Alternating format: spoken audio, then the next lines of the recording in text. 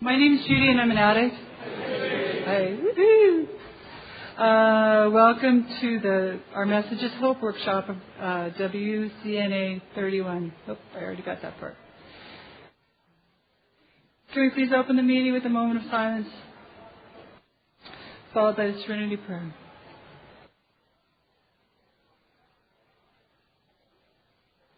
God, grant me the serenity to accept the things I cannot change, the courage to change the things I can, and the wisdom to know the difference. I've asked Howard to come up here and read what is the Narcotics Anonymous program. Is that right, Howard? Yes. Okay.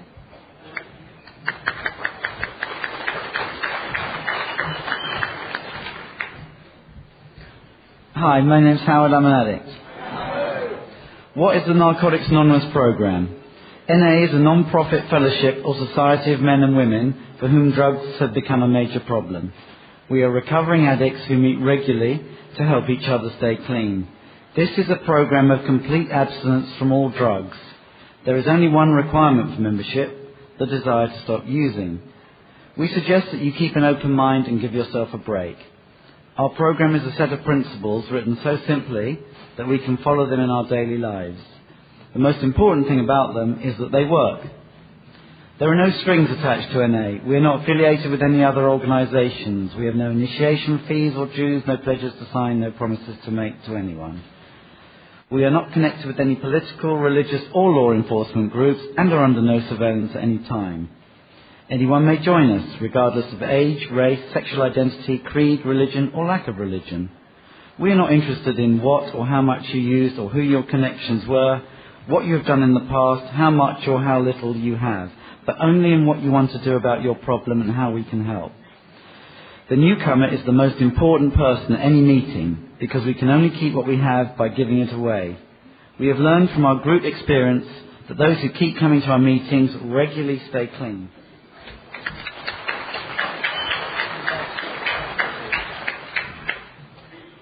Thanks, Howard. And we've asked Dave J. to read Why Are We Here?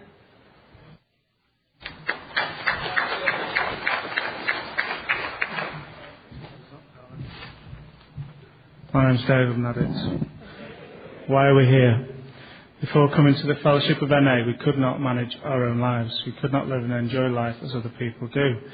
We had to have something different, and we thought we had found it in drugs.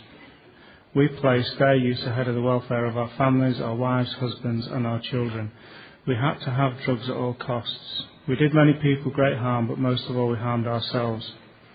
Through our inability to accept personal responsibilities, we were actually creating our own problems. We seemed to be incapable of facing life on its own terms. Most of us realised that in our addiction we were slowly committing suicide, but addiction is such a cunning enemy of life that we had lost the power to do anything about it. Many of us ended up in jail or sought help through medicine, religion and psychiatry. None of these methods was sufficient for us. Our disease always resurfaced or continued to progress until in desperation we sought help from each other in Narcotics Anonymous. After coming to NA, we realised we were sick people. We suffered from a disease from which there is no known cure. It can, however, be arrested at some point and recovery is then possible.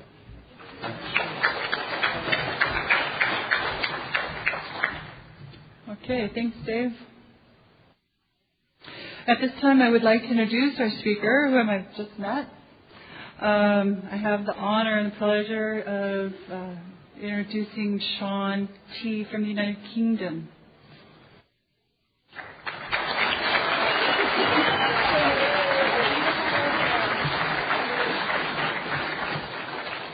My name's Sean, I'm an addict. Not very good with microphones, so is this about the right? Is that all right? Yeah.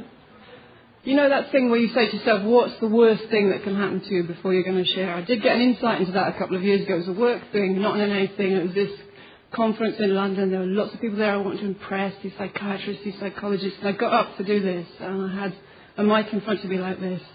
And I got about 2 or 3 minutes into it, and I thought, I can't hear my own voice, and I feel a bit strange what's happening. And I fainted, and I caught my head on the podium on the way down, and I just made a complete crap of myself in every sense. So the difference today is that I'm among friends. So if I fall over, I'm assuming one of you will come forward and pick me up.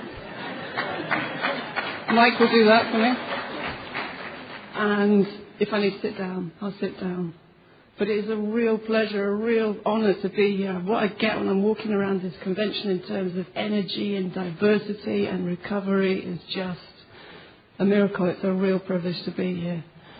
And so I'd like to start by thanking the committee and everybody who's doing service here and the people at the World Services for putting this on, because I know that putting on an event like this isn't actually that easy, and convention service is never very easy, is it? I've sat on a few convention committees. It's quite task-orientated, there's a time limit, everybody judges you for the end result. So thank you, everybody who's kind of taken that risk in their service and has put their energy into this.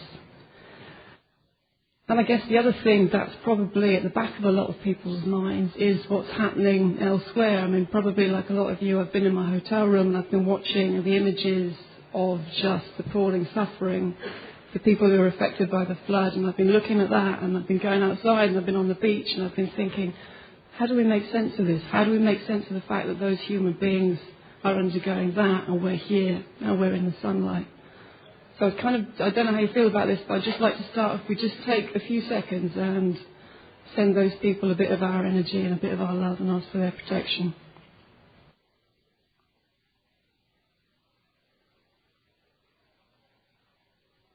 Thanks for that.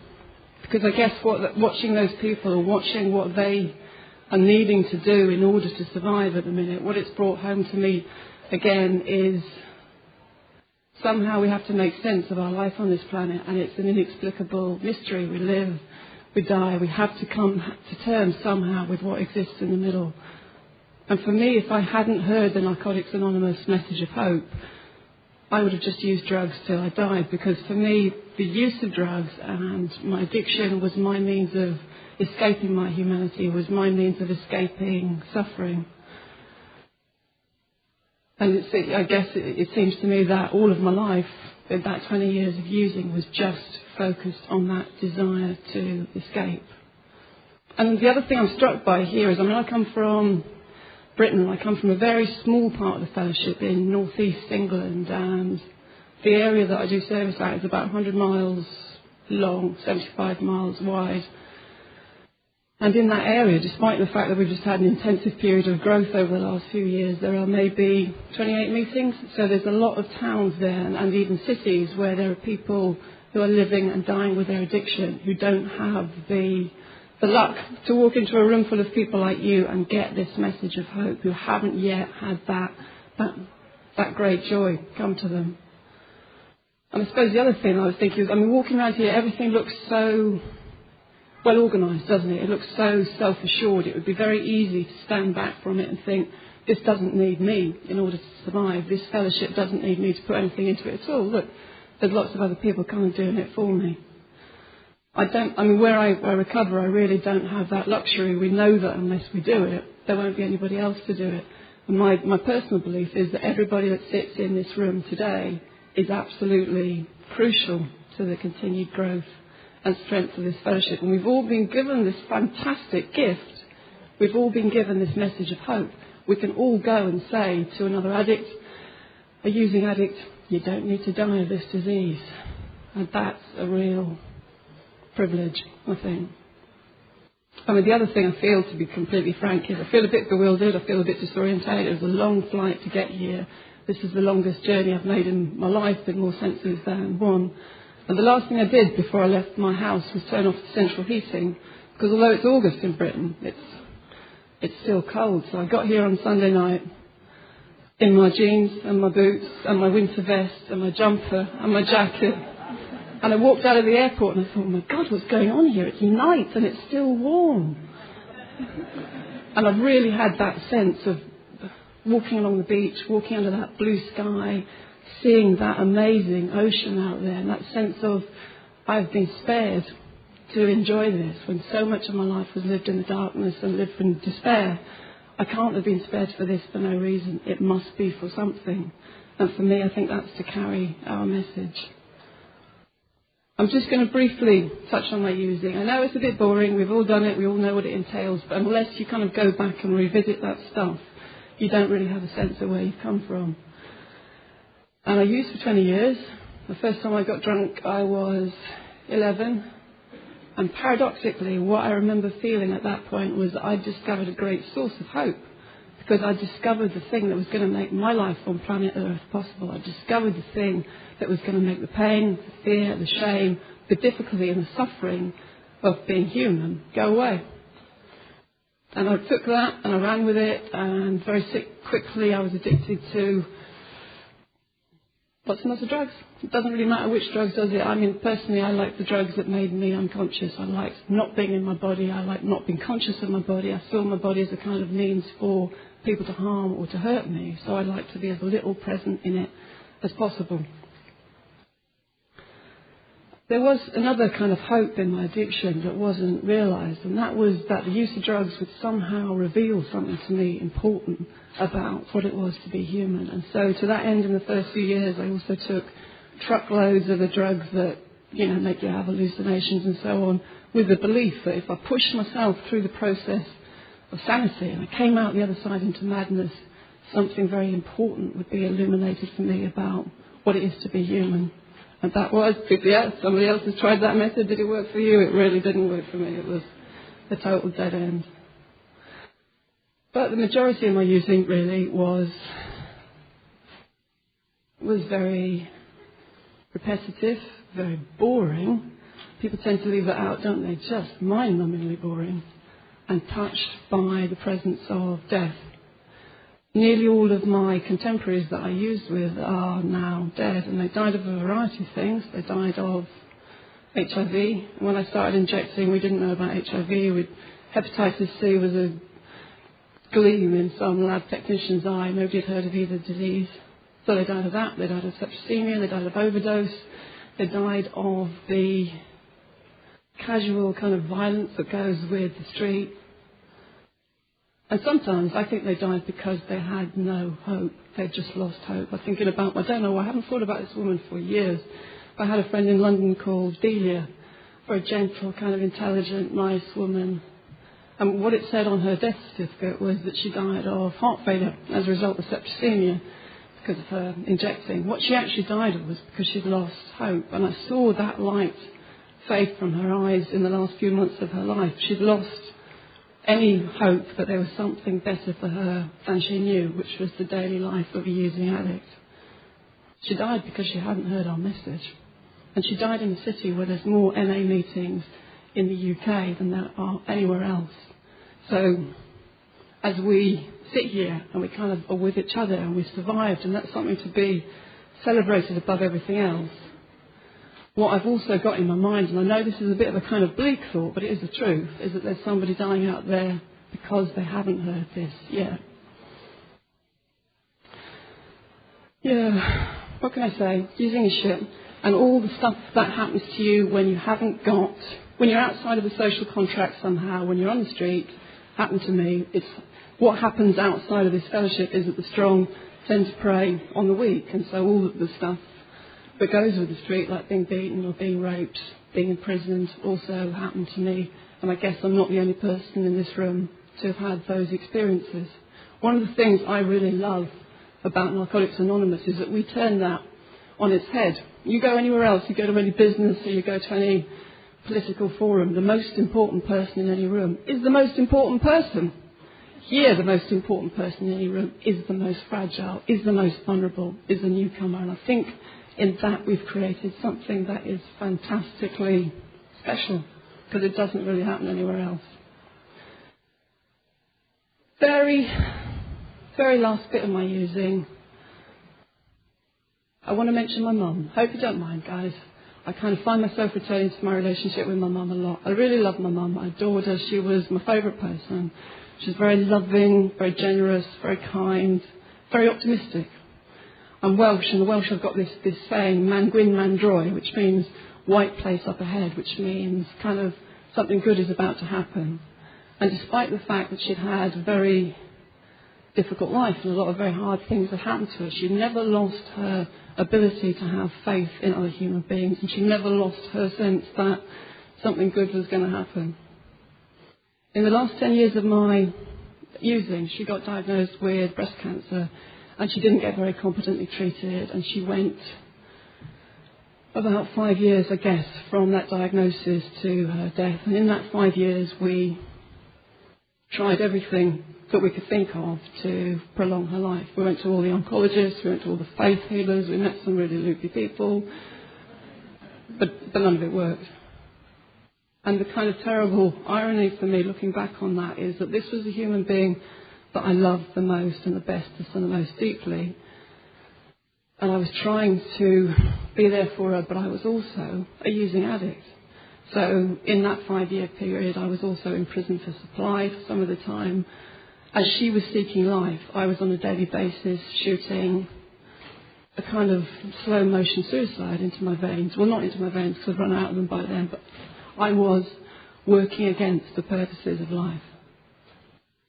And in that last day of her life, when I was with her in the hospice, and she lost consciousness and so it was just the sound of her breathing, I was with her and I begged her to die. I begged her to let go and just swim in the warm, deep ocean because I wanted her to be free of pain. I wanted her to be free of suffering. And then she died. She died about 6 o'clock in the morning. And I left that place. I walked out of that hospice and I stood in this beautiful summer's morning, blue sky above me, and what was left of my hope was extinguished because I just watched the person I love best go, and I hadn't been able to be there for them in the true sense. I was there for her physically, but I was so full of drugs I couldn't say I was there for her in any true sense, and I was living in a state of spiritual despair, and that's not a strong place to give anybody any hope from. So the very last bit of my using, I'm going to shut up about my using just 1 minute, was living without hope and living without the knowledge that there was an alternative to that. I'd never seen any recovering addicts. I'd seen people who became dependent on alcohol rather than opiates, or I'd seen people who had been swallowed up by some weird cult, but I'd never seen anybody recover with that kind of dignity and self-respect and honour that we get in Narcotics Anonymous. So the last bit of my using was living like an animal in a cage in a very small bit of one room in a bit of a house, lying on a bed, waiting for drugs to come, getting up, trying to find a vein, going back to that bed. And then, my then partner on a Sunday afternoon was trying to find some money so we could get a bag so we could stave off the withdrawal. I don't know what it's like in your part of the world, but in the UK, Sunday is just a really crap day to have a habit. You know, it's just, by anybody's standards, Sunday is a bad day to be a using addict. All the shops are shut, all the chemists are shut, there's no doctors you can hear, there's nobody to steal from. It's just not a good day. Yeah. So he was going around, knocking on the neighbour's door, and this one bloke asked him in for a cup of tea. And presumably because he thought he was going to get some money at the end of it, he went in. And this guy turned out to be someone who was in recovery, not in this fellowship, but understood the process of recovery. And he talked to him about it. And my then partner came back and came into our house, and he went into a room in the house that we didn't use, where the bookshelves were, and he reached up the bookshelf, and he took down a book. And it was a book that had sat on his bookshelf for 10 years. He'd never got more than 4 pages into it because it didn't make any sense to him. Somebody had given it to him because they knew he had a serious problem with drugs. It had a blue cover. That book is why I'm alive. That book is why I'm here in this room with you. That book was our basic text. That book was our message of hope to addicts worldwide, that there is an alternative to living and dying a using addict. He read that book and he tried to talk to me about it, and I went, I don't think so. And he rang the helpline and he found out where our nearest NA meeting was, and it was 50 miles away. We were living in a small Suffolk town on the east coast of England. So he drove the 50 miles to that meeting. There was one meeting a week in that city then, and then he drove back, and he did that several times. And eventually he managed to get me out of the house to go to one. That wasn't easy because I was very agoraphobic by that point. I was kind of teetering on madness, and I found it very difficult to go outside. And all the sort of normal human functions like washing or changing your clothes had gone. So you really wouldn't have wanted to sit next to me on a bus. I was pretty smelly. So he took me to this NA meeting, and I have to tell you, my first NA meeting, I don't remember a word of it.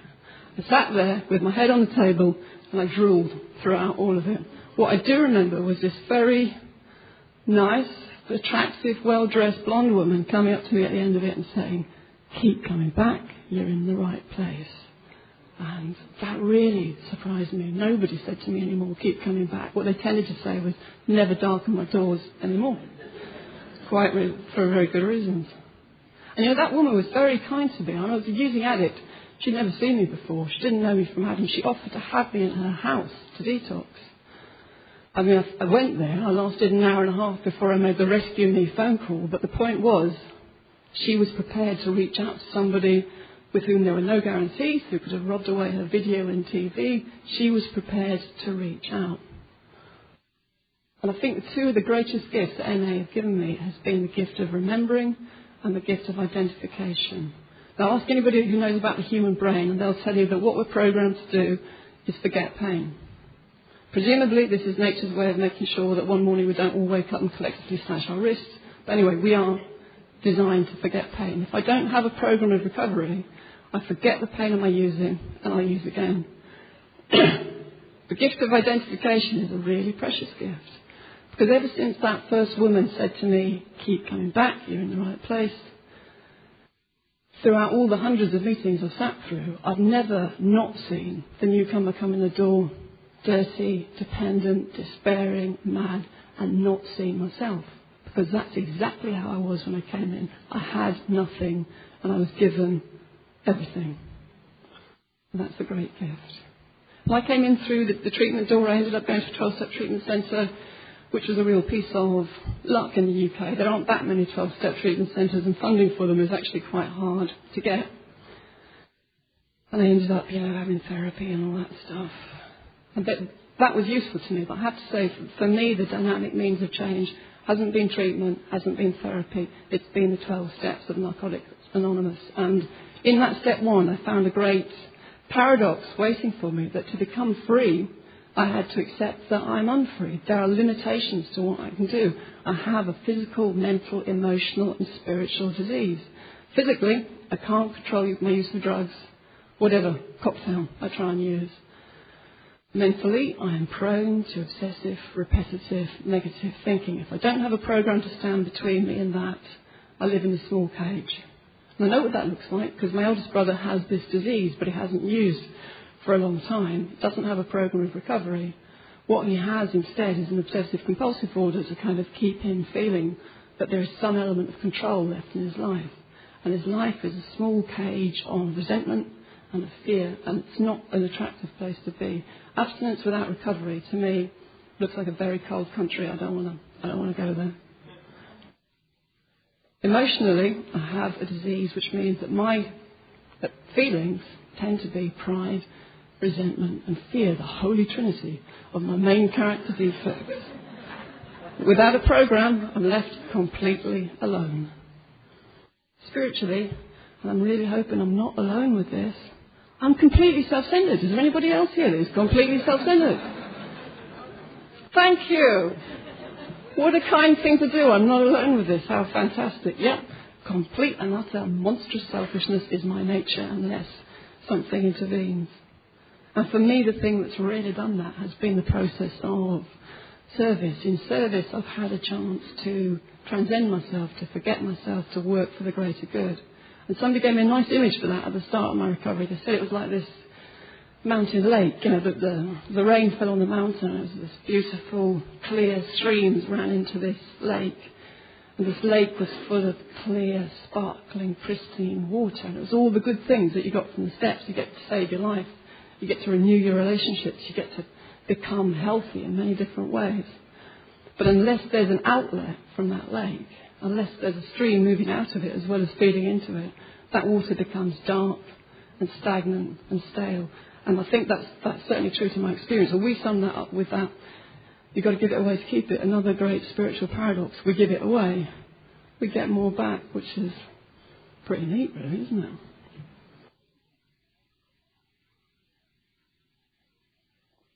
When I started going to meetings, I was met with great generosity, great kindness, great openness. People opened their hearts to me. People told me how they'd got clean, how they stayed clean. I got some service and I got a sponsor. But it wasn't a perfect fellowship that I came to. I started recovering in this town in Brighton, in England called Brighton on the south coast. A couple of meetings a day there. Most of the people in them were great, were lovely. But there was one kind of quite vicious clique of people, of men, as it turns out, who were systematically preying on the newcomers. And I'm not talking about making a mistake because your head is turned. I've made enough mistakes in my recovery to have learned from them. I'm not talking about just acting out on impulse when you don't know better. I'm talking about people who systematically preyed on people who were more vulnerable. And that really left me with some quite difficult decisions, because one of the other things that I was struggling with in early recovery was all the post-traumatic stuff. So I had lots of nightmares and flashbacks and panic attacks, all the stuff that goes with that. And I had to ask myself, is this fellowship where I belong with these people? Do I choose to remain here with these people that in another branch of my life I wouldn't walk down the same street as? But you see, by that point, what I'd come to believe was I needed NA meetings in order to survive. So my decision was to stay and to try and work with others to create a culture where the weak, where the fragile, where the vulnerable are protected. So I got a group service representative position. I went to the area, started going to the region, became involved in NA service on lots of different levels. And on every level within that service structure, what I encountered were people who were working for the greater good, people who were working to carry this message of hope to other addicts. And that was the antidote to those few kind of very unpleasant individuals. The antidote was to see people working together to carry this message. And if there's anybody in the room who is in early recovery or in later recovery and is trying to work through that trauma stuff and has any of those symptoms, I just want to share with you that for me, although the first couple of years were very difficult with the post-traumatic stuff, it's really faded, it's really changed. I just needed to work the steps and be patient with myself and allow the process to happen. And I have healed beyond my wildest expectations. And I think that's partly because I've come into a fellowship that is so incredibly, mysteriously diverse. I mean, I know when I first looked at step 3, like many people, I had worries about the language that was used. Absolutely no disrespect to anybody that worships within any particular church, but I'm not a part of any organised religion, and organised religion has never done it for me. Really, I come from a Welsh Baptist background, and I've always wanted to stay away from what I saw in my childhood, I guess. But what I found at the heart of that step 3 was a program that was so fluid and so capable of letting me be myself. I could bring whatever I chose to that step and have it work for me. And that my relationship with my higher power is the most important relationship in my life, and it's the wellspring from which all my other relationships with friends, with family, within the fellowship spring. And that's a great joy to me. Then if there's anybody in the room who is currently working on a step 4, anybody in the room who has put a step 4 down because it's just like loads of work and writing things down?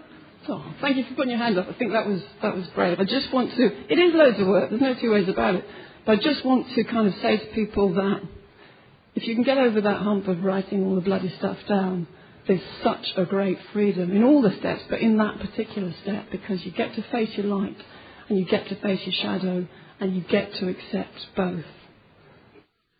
And there's stuff in the steps that I could just never, ever have predicted. I mean, I guess for me, that kind of suffering thing, my mind's back with those people in that flood and what they're having to undergo, and the people that I've watched suffer.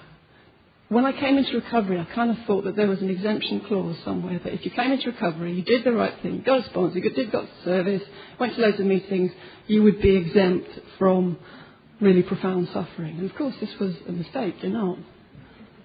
But what I guess I've been shown in NA is that you can suffer with dignity and you can suffer with honour. I've watched people in this program die of cancer and keep their dignity as recovering addicts. I've watched people's courage and persistence in ways that have just absolutely awed me. And I guess I've had my own struggle with that. I was very ill for years in my recovery. Had this combination of hepatitis C and a genetic kidney disease that really made me very poorly for ages, and also brought me up against my own mortality, brought me up against who do I want to be when I grow up, what really matters to me, what's actually important here.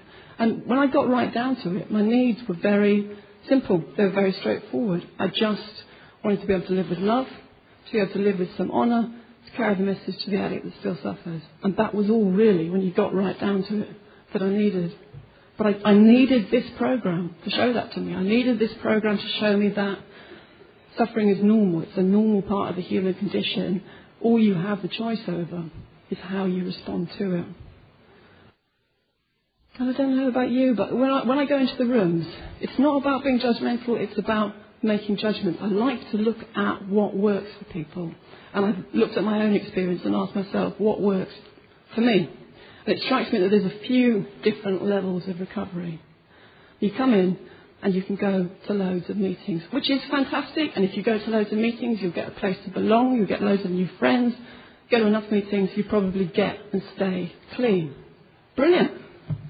You can go to meetings, get those things, maybe get some service. You get that great freedom of transcending yourself, that freedom to be of service to another human being. So you can go to meetings, you can get some service, go to meetings, get some service, get a sponsor.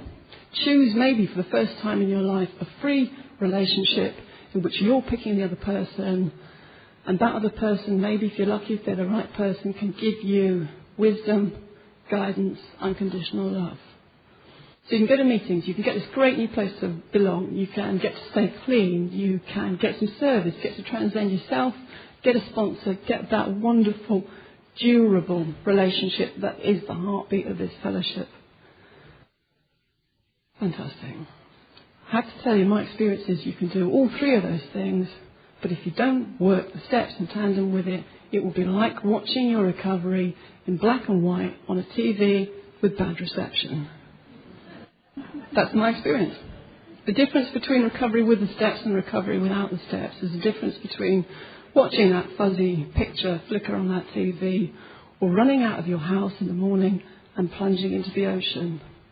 The steps are a mysterious alchemy. God knows how they came to be the way they are, but it is something that's beyond any individual.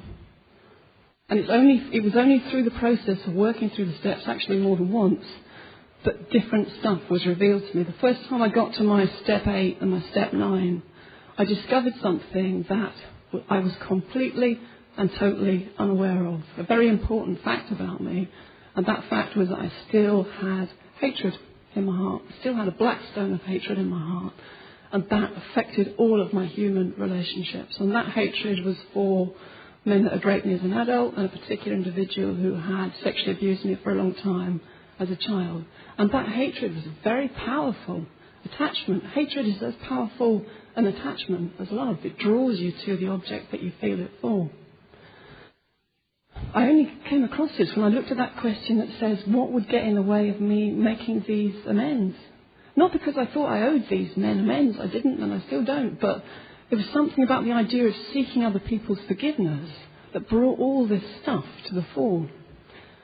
So I went to my sponsor, who, God knows, came from a dark place herself and knew a lot about kind of recovering from trauma. And I said, I don't know how I'm going to do this, because this hatred I feel in my heart blocks me from being able to reach out to other people in that way. She said, you're going to make the amends and we'll talk about how you feel at the end of it. Okay. So I did that. So I paid the money back and I wrote the letters and I tried to make my peace with the people on my list who were dead. I did what I could to make my amends. And I remember the night I left my sponsor's house in Brighton, the kind of session when she said to me, right, okay, you've done enough step 9 now, it's time to move on to step 10. And it was a beautiful night, and I walked down to the seaside in Brighton, and it was big full moon, big silvery full moon, indigo sky, very still silvery sea. And I stood by that sea, and for the first time in my life on this planet, I was free, utterly, completely, totally free to be myself, without hatred, without shame, without blame. I was just in my own skin and only my own skin. And that's a greater freedom than I could ever, ever have thought possible.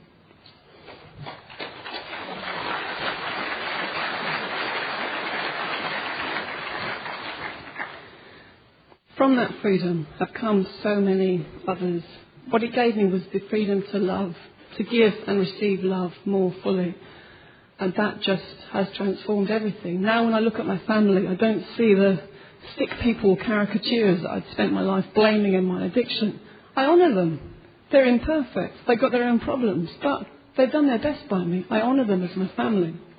And one of the themes of this convention is friendship, isn't it? And I've been so blessed with that. We all have, I guess. But I mean, I've had friends give me a roof when I didn't have a roof over my head in early recovery. I've had people feed me when I didn't have any money. I've had people sit by my bedside when I was ill. People take me backwards and forwards to hospital. And I've had a chance to be there for them in those ways as well. And that's such a marvellous thing. And it's so completely the antidote to what we had in our using. And I am currently in a relationship with a man. And to me, it feels like a healthy and a loving relationship, which given my background is kind of a miracle, really.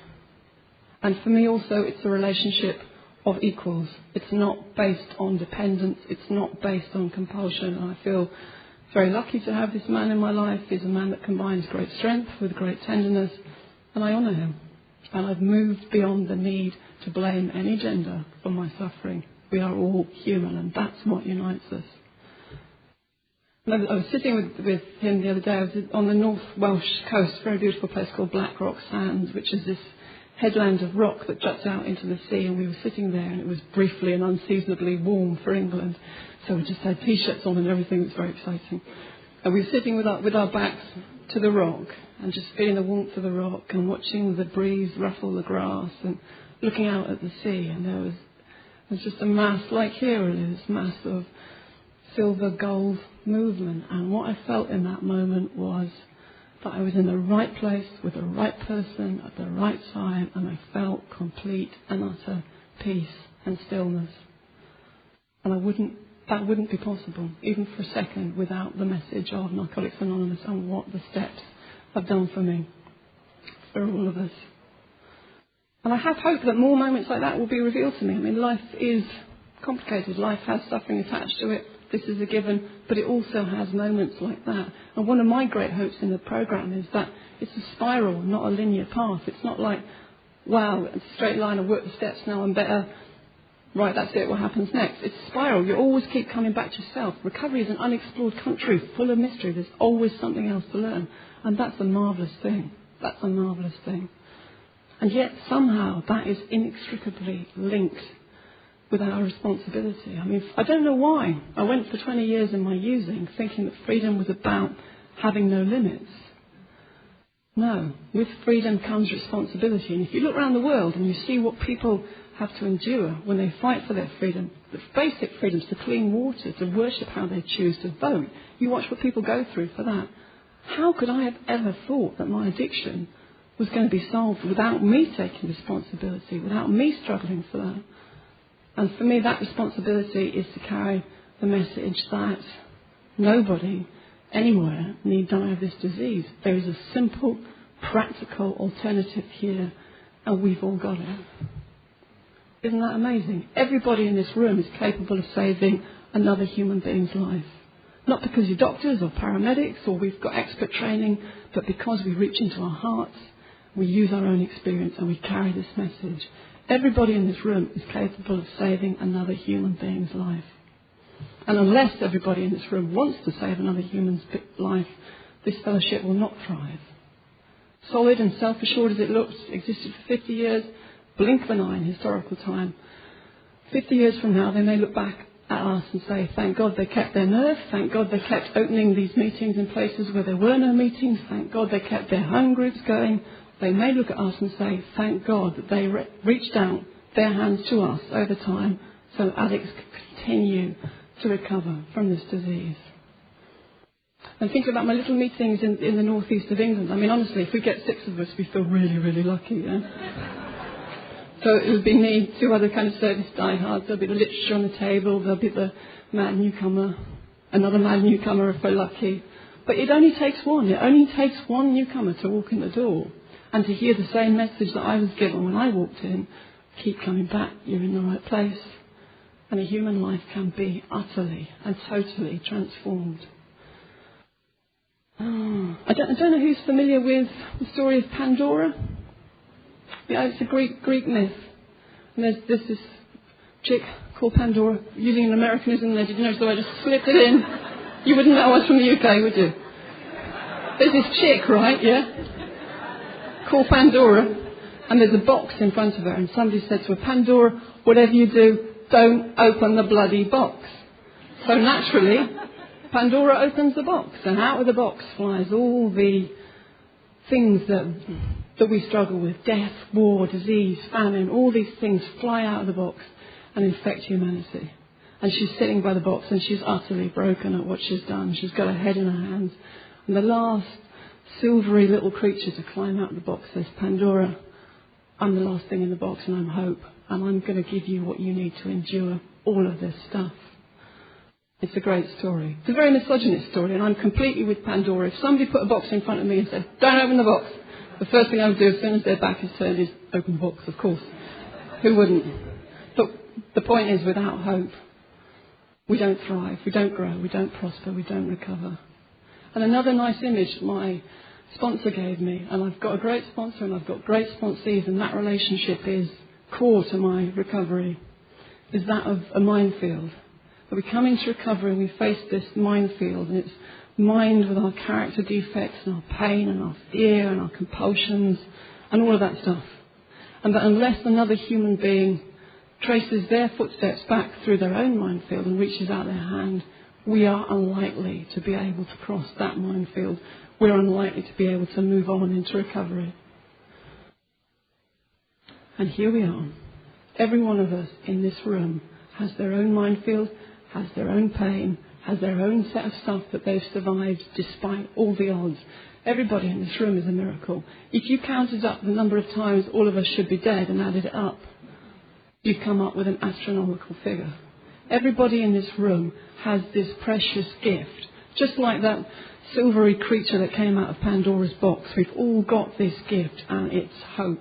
And our hope is our message, and our message is universal, and it's simple. No addict need die of this disease because there is an organisation called Narcotics Anonymous that has a simple, a practical program of recovery that any addict can work. There are no exemption clauses there, unlike some other people. There's no constitutionally incapable. Any addict that wants to recover can recover. Any addict that wants not to live in despair, with death, with betrayal, any addict that chooses to move forward can recover.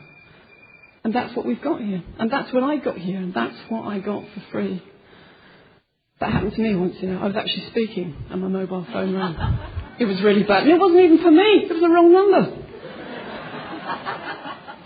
So I just want to say that I think everybody in this room is a remarkable miracle. And I also think you're quite remarkable because you've listened to me talk for bloody ages. Nearly everybody is still awake.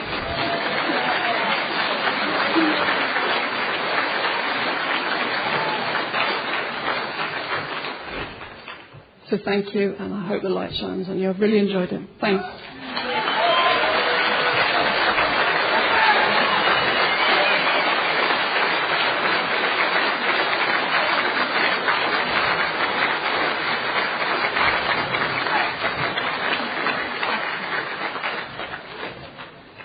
Well done.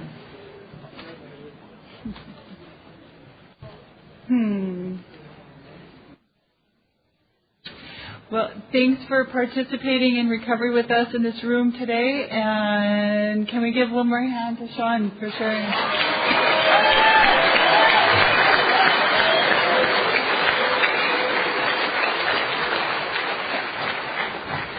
Clearly, the message of recovery is alive and well on the the Garden Isle of UK. Let's see. I think I've asked Remy to come up and read just for today. Well, my name is Howard. I'm a recovering addict. Thank you, Howard. From Oakland, California. All right. Once again, my name is Howard. I'm an addict. Just for today, tell yourself, just for today, my thought would be on my recovery, living and enjoying life without the use of drugs. Just for today, I would have faith in someone in NA who believes in me and wants to help me in my recovery. Just for today, I would have a program. I would try to follow it to the best of my ability. Just for today, through NA, I would try to get a better perspective on my life. Just for today, I will be unafraid. My thoughts would be on my new associations, people who are not using and who have found a new way of life. So long as I follow that way, I have nothing to fear. Doesn't say all that.